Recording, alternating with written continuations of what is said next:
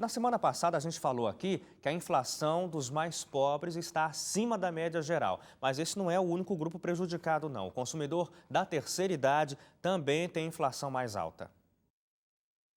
Nos últimos 12 meses, o índice de inflação dos idosos ficou em 9,37%.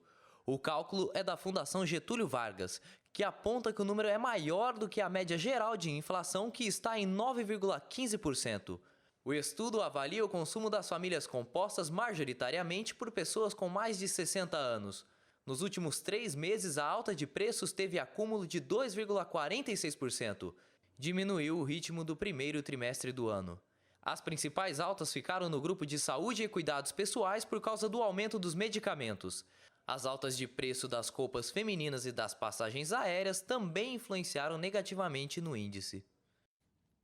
E a gente conversa com o Silvio Bianchi também a respeito desse assunto. Silvio, a situação fica complicada para a terceira idade, para os aposentados, porque, como a gente mostrou na reportagem, a inflação para eles é mais alta por conta do perfil de consumo que essas pessoas têm. É um problema que eu acho que nem o planejamento resolve.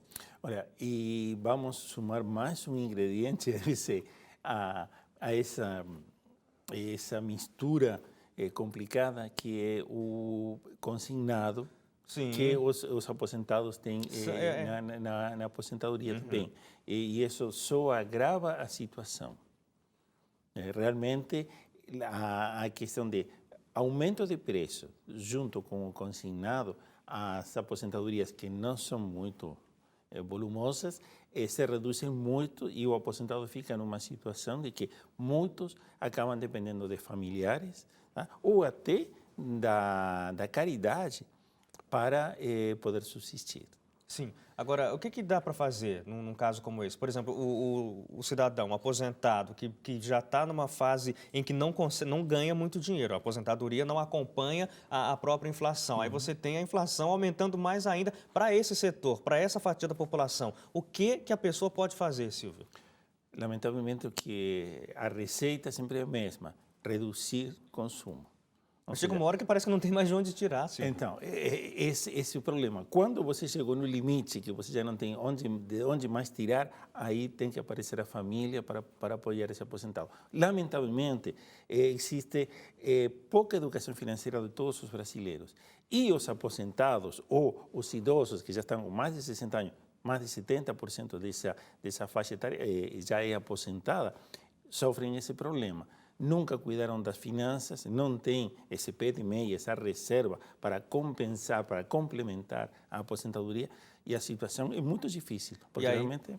Sim, não tem para onde correr. Aí muitos dos aposentados acabam tendo que voltar ao mercado de trabalho. Então, muitos aposentados, praticamente 25% dos aposentados estão dentro do mercado de trabalho novamente, porque realmente ou não conseguiram sair do mercado de trabalho muitos, e outros precisam voltar, e num momento como o atual, onde tem problemas de desocupação e que tem muitos jovens concorrendo, às vezes o aposentado, ou seja, voltamos na mesma coisa, ao apoio da família ou da caridade, porque já trabalhando, a maioria não pode.